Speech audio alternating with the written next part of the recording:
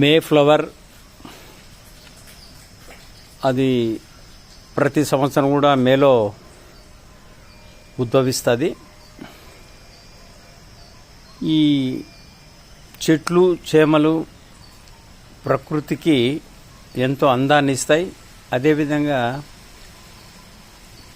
గతులు తప్పుకోకుండా అవి దాని పని అవి ఖచ్చితంగా చేస్తాయి. చెట్లు ఉండడం వల్ల మనకు ఆరోగ్యాన్ని ఇస్తాయి. ఎందుకంటే మన చెడు గాలిని తీసుకొని మంచి గాలిని ఇస్తాయి ఇవి.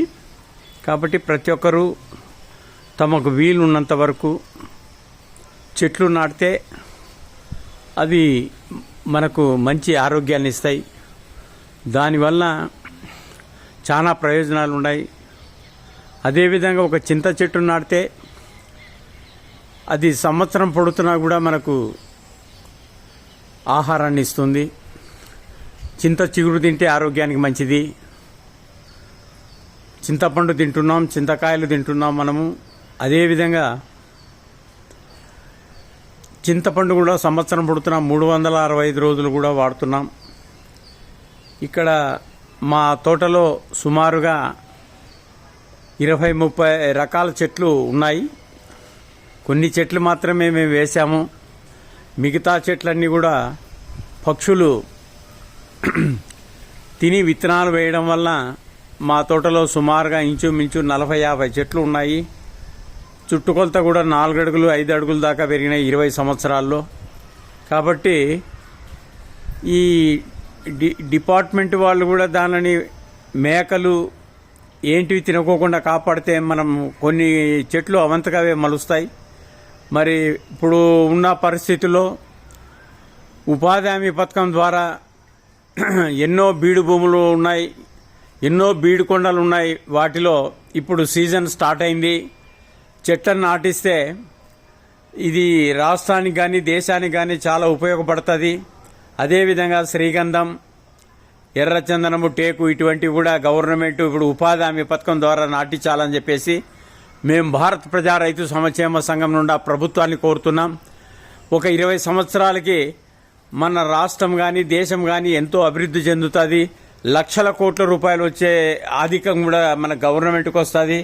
ఉపాధి హామీ పథకం అనేది ఉచితంగా 20 సంవత్సరాల నుంచి ఉపయోగం లేకుండా జరుగుతూ ఉంది. ఇకనైనా కూడా ప్రభుత్వాలు ఆలోచన చేసి రైతులకు అనుసంధానం చేయడం అయితేనేమి, ఎక్కడెక్కడ గవర్నమెంట్ భూములు ఉన్నాయో గవర్నమెంట్లో భూముల్లో కూడా నాటించాలి.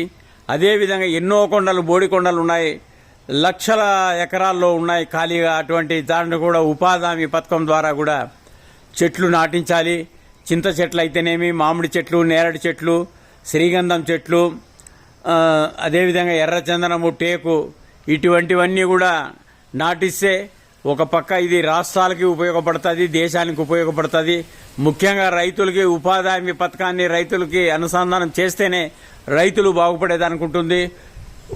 70 సంవత్సరంలో విపరీతమైన మనకు కూలీలు పుట్టేవారు. ఎంతమంది కావాలంటే అంతమంది వచ్చి పని అడిగి చేసేవాళ్ళు. ఇప్పుడు 140 కోట్ల జనాభా అయింది, కానీ ప్రయోజనం అయితే చాలా ఇబ్బందిగా ఉంది రైతులకి. ఈ కూలీలు పుట్టక రైతులు చాలామంది గడ్డి మంది కొడుతున్నారు.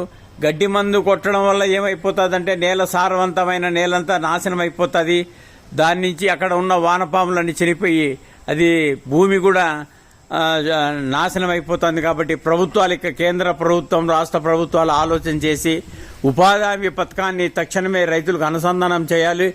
తర్వాత ఎక్కడ గవర్నమెంట్ భూములు ఉన్నాయో, అదేవిధంగా ఎక్కడెక్కడికైతే కొండలు ఉన్నాయో అంతలెక్క కూడా టేకు, శ్రీగంధము, ఎర్రచందనము, మామిడి చెట్లు, నేరేడు చెట్లు ఏవేవి ఉంటే అవన్నీ కూడా నాటిస్తే కనీసం ఒక 5 ఏళ్ళకి ఫలసాయాన్ని ఇస్తాయి.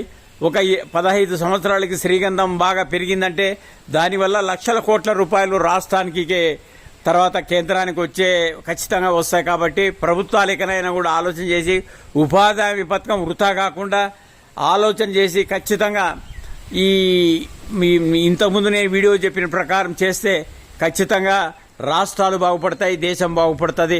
ఎంతో మంది ఇళ్లకాడ కూర్చొని ఉపాధి హామీ పథకం డబ్బులు తింటున్నారు. ఇదైతే నాకు తెలిసిన మట్టుకైతే 99% వృథా అవుతుంది. ఇకనైనా కూడా ప్రభుత్వాలు ఆలోచన చేసి తక్షణమే ఈ ఉపాధి హామీ పథకాన్ని కేంద్ర రాష్ట్ర ప్రభుత్వాలు ఇప్పుడు ఎన్నికలు ఆల్మోస్ట్ ఆల్ అయిపోతున్నాయి. నెక్స్ట్ ప్రభుత్వాలైనా ఆలోచన చేసి ఈ ఉపాధి హామీ పథకాన్ని రైతులకు అనుసంధానం చేసి, అదేవిధంగా ఎక్కడైతే బీడు భూములు బీడు కొండలు ఉన్నాయో అక్కడంతా కూడా ఈ ఇంతకుముందు చెప్పిన ప్రకారం చెట్లన్నీ నాటిస్తే ఒక 5 ఏళ్లలో పలసాయం వస్తుంది, 15 ఏళ్లకు శ్రీగంధం చెట్లు వస్తాయి, 20 ఏళ్లకి ఎర్రచందనము టేకు వస్తుంది. దీనివల్ల ప్రభుత్వాలకి లక్షల కోట్ల రూపాయలు ఖచ్చితంగా వస్తాయి. కాబట్టి ప్రభుత్వాలు ఇంకనైనా కూడా కేంద్ర రాష్ట్ర ప్రభుత్వాలు దేశం మొత్తం మీద ఆలోచన చేసి ఉపాధి హామీ పథకాన్ని తక్షణమే ఈ కార్యక్రమాలు చేయించాలని చెప్పేసి ప్రభుత్వాన్ని కోరుకుంటూ సెలవు తీసుకుంటున్నాను.